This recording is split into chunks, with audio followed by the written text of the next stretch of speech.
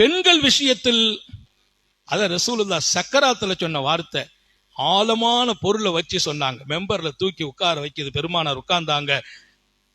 உட்கார்ந்து சொன்னாங்க, இத்தகுல்லா ஃபின்னிசா, பெண்கள் விஷயத்தில் அல்லாஹ்வை பயந்து கொள்ளுங்கள்.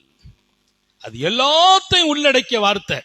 ஒரு பெண் அவளை பாதுகாக்கிற போதெல்லாம் நீங்க உயர்கிறீர்கள், உதவி செய்யப்படுகிறீர்கள். அந்த பெண்ணை பாதுகாக்கிற போதெல்லாம் அல்லாஹ்வினுடைய சந்தோஷம் கிடைக்கிறது.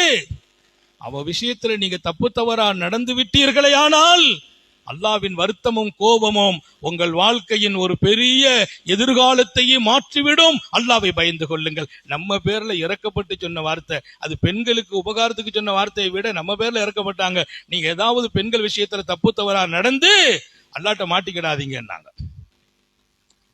தாய்மார்கள் விஷயத்தில் கவனம் காட்டுங்கள், இரக்கம் காட்டுங்கள், உதவி செய்யுங்கள், நீங்கள் உதவி செய்யப்படுவீர்கள் என்றார்கள் பெருமானார். அப்ப ஒரு புள்ள பிறக்கிற போதே பரக்கத்தை கொட்டப்பட்டதுங்கிறாங்க.